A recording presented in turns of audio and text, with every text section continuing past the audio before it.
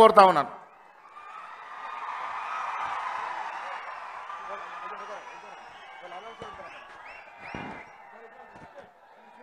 ఈరోజు తెలంగాణ రాష్ట్ర గౌరవ ముఖ్యమంత్రి వర్యులు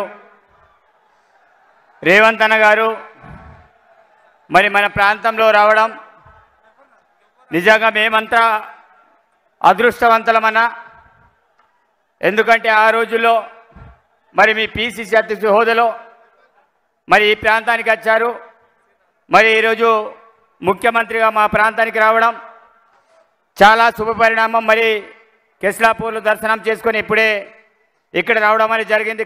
కొంత ఆలస్యమైన మరి చాలామంది కార్యకర్తలు కూడా వస్తూనే ఉన్నారు. మరి ఈ కార్యక్రమానికి ఇన్ఛార్జ్ మంత్రివర్యులు సీతక్క గారు, అదేవిధంగా ఉప ముఖ్యమంత్రి బట్టి విక్రమార్క గారు, అదేవిధంగా మంత్రులు శ్రీధరబాబు గారు, కొండ సురేఖ గారు, తుమ్మల నాగేశ్వరరావు గారు, అదేవిధంగా వెంకటరెడ్డి కొమటిరెడ్డి గారు, అదేవిధంగా వేదిక మీద ఉన్న ప్రతి ఒక్కరికి పేరు పేరున హృదయపూర్వకంగా ధన్యవాదాలు తెలియజేస్తున్నాను.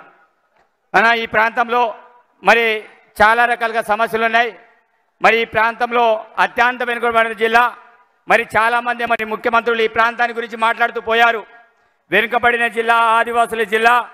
ఈ ప్రాంతం అందు కూడా విద్య, వైద్య, వ్యవసాయ పరంగా వెనుకబడిన జిల్లాని చాలా రకాలుగా మాట్లాడారు. కానీ ఈ ప్రాంతానికి కనీసం కన్నెత్తి కూడా ఈ ప్రాంతానికి కూడా చూడని ముఖ్యమంత్రులు గతంలో మేము చూసాం. కానీ తెలంగాణ రాష్ట్రంలో ప్రజాప్రభుత్వం ఏర్పడిన తర్వాత వెంటనే మొట్టమొదటిసారిగా మా ప్రాంతంలో మరి ఈ ప్రాంతంలో బహిరంగ సభ ఏర్పాటు చేయడం చాలా శుభపరిణామం. తప్పకుండా మేమైతే అనుకుంటున్నాం ఈ యొక్క పిలుపు రేపు రాహుల్ గాంధీకి గెలుపుకు ఒక నాందిగా కాబోతుందని ఈ సందర్భంగా నేనైతే విజ్ఞప్తి చేస్తున్నాను. అన్న, ఈ ప్రాంతంలో విద్యాపరంగా ఆ రోజుల్లో గౌరవ ముఖ్యమంత్రి మాజీ ముఖ్యమంత్రి వారిలో కేసీఆర్ గారు జోడేగా ప్రాంతంలో వచ్చి ఈ ప్రాంతంలో విద్యాపరంగా అన్ని రకాల డెవలప్మెంట్ చేస్తామన్నారు. మరి గిరిజన విశ్వవిద్యాలయాన్ని ఏర్పాటు చేస్తామన్నారు. కానీ ఈ ప్రాంతంలో ఎలాంటి విశ్వవిద్యాలయాలు లేవు. మరి నిజామాబాద్లో విశ్వవిద్యాలయం ఉంది, అదేవిధంగా కరీంనగర్లో విశ్వవిద్యాలయం ఉంది. కానీ ఉమ్మడి ఆదిలాబాద్ జిల్లాలో ఎలాంటి విశ్వవిద్యాలయాలు లేవు. కాబట్టి ఈ ప్రాంతంలో గిరిజన విశ్వవిద్యాలయం ఏర్పాటు చేయాలని, నర్సింగ్ కళాలయం ఏర్పాటు చేయాలని, హార్టికల్చర్ విశ్వవిద్యాలయం ఏర్పాటు చేయాలని మేము స్పెషల్గా విజ్ఞప్తి చేస్తున్నామన్నా. ఎందుకంటే ఆ రోజుల్లో నేను విద్యార్థి సంఘ నాయకులుగా మరి ఉమ్మడి ఆదిలాబాద్ జిల్లా వ్యాప్తంగా బస్సు యాత్ర కార్యక్రమం చేపట్టడం అనేది జరిగింది.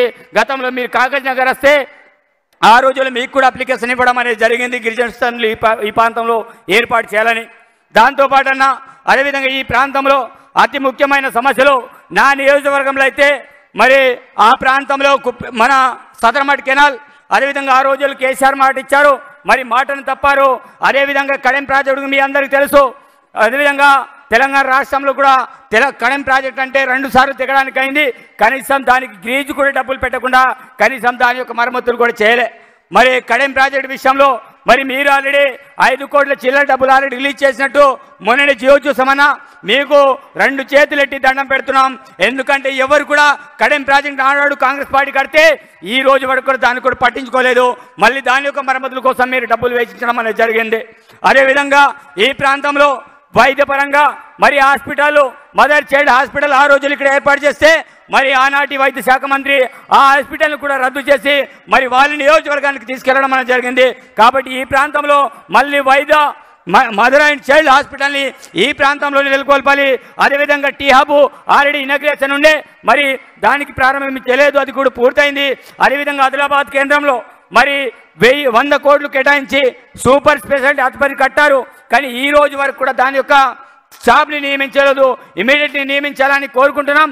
అదేవిధంగా ఈ ప్రాంతంలో అదేవిధంగా 370 బాధితులు చాలామంది మిమ్మల్ని కలవడానికి ఎక్కడికి వచ్చారు, కానీ కలిసే అవకాశం లేకుండా పోయింది. కాబట్టి 370 బాధితులు డైలీ సీతక్క గారికి కావచ్చు, నాకు కావచ్చు, డైలీ వాళ్ళ యొక్క అప్లికేషన్ పెడుతూ మా చుట్టూ తిరుగుతున్నారు.